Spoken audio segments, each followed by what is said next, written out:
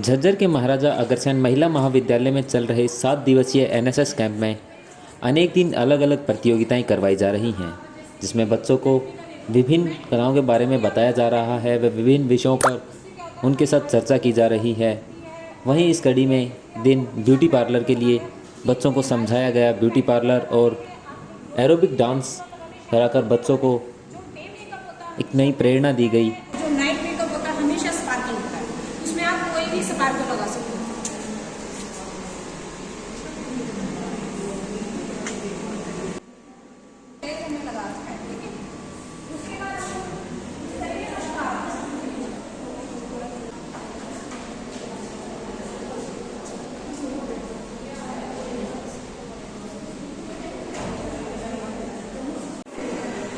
इस बालों को हमने इसके अंदर से निकालना है, ऐसे इसको हमने इसको बिल्कुल ढकना है, ठीक है। और जो ये बाल है ना, ये वाले बचे हुए हैं, इसको तोड़ लेना है, ठीक है।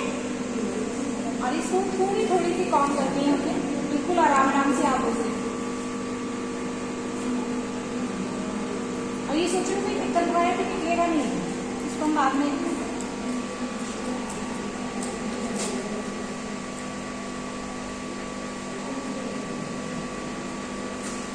बहुत इजी है। मैंने मेरी बनाई और उसमें बन डाला छोटे वाला, और उसके बाद इसको हम लोग ऐसे बाद में इसको जो ये बाल दिखते हैं ना डेकोरेट करते हैं। आजकल तो कोई ऐसे रखता ही नहीं बाल।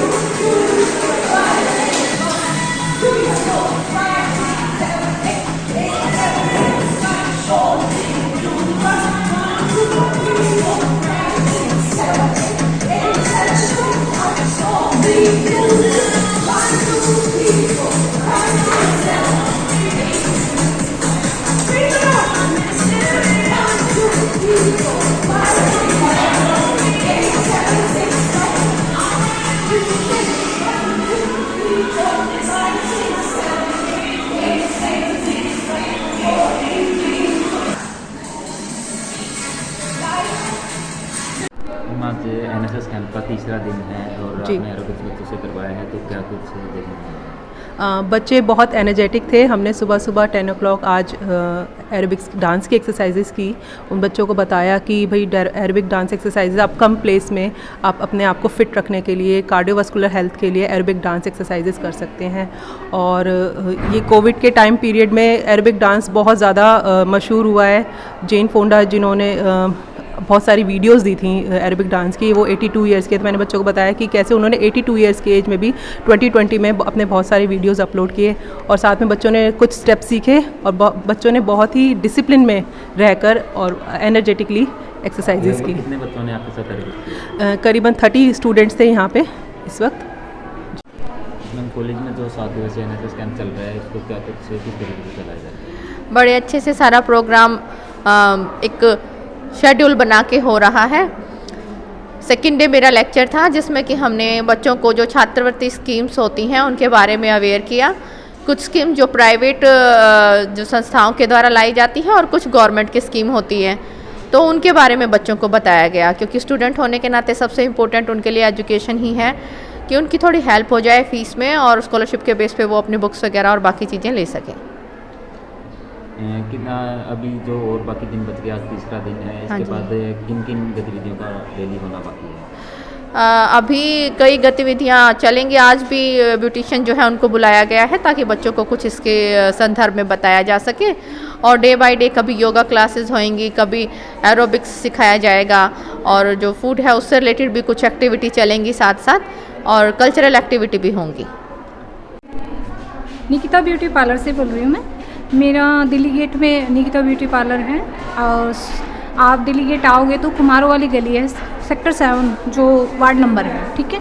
आपको मैं यहाँ अग्रसेन कॉलेज में मुझे बुलाया गया है कि मुझे यहाँ पे बच्चों को दिखाने के लिए, जैसे मेरे को लाइट मेकअप, डार्क मेकअप और छोटे मोटे हेयर स्टाइल सिखाने के लिए। अगर बच्चों को स्किन ट्रीटमेंट की कोई प्रॉब्लम होती है तो मैं उसके बारे में भी नॉलेज देती हूँ।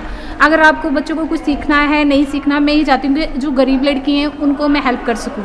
मेरे पार्लर में अगर वो आती हैं, उनके पास अगर कोई प्राइस की दिक्कत है तो मैं उनको हर चीज़ सिखाने के लिए रेडी हूँ। मतलब कोई भी अगर सेंट कॉलेज में लड़की आती है, उसको किसी भी स्किन की प्रॉब्लम हो तो मेरे से आके मिले। धन्यवाद। मैम, एनएसएस का जो कैंप चल रहा है आज उसका तीसरा दिन है, तो किस तरह से क्या कुछ तैयारियां कर रही हैं? एक्चुअली कैंप की सारी प्रोग्रेस तो जो मैडम नीतू जैन हैं, इंचार्ज प्रोग्राम ऑफिसर एनएसएस, वो देख रही हैं। आज जो विभिन्न विस्तार व्याख्यान चल रहे हैं उनकी सीरीज़ में मुझे लेक्चर देने का मौका मिला है, व्याख्यान देने का मौका मिला है। तो मैं दो बिंदुओं को टच करना चाहूँगी इस व्याख्यान के दौरान। एक तो कोविड-19 की जो प्रॉब्लम चल रही है उसकी अर्थव्यवस्था पर क्या प्रभाव है, एम्प्लॉयमेंट कम हो रही है या आय कम हो रही है, जीडीपी की ग्रोथ रेट लगातार डिक्लाइन हो रही है, लोगों की आर्थिक स्थिति पर क्या क्या प्रभाव पड़े हैं, इन सारे बिंदुओं के ऊपर व्याख्यान रहेगा।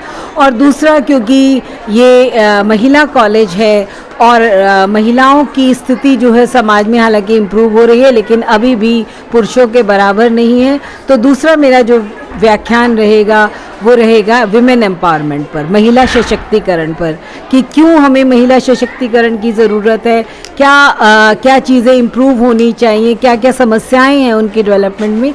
तो इन सब चीज़ों के ऊपर मैं बोलना चाहूँगी।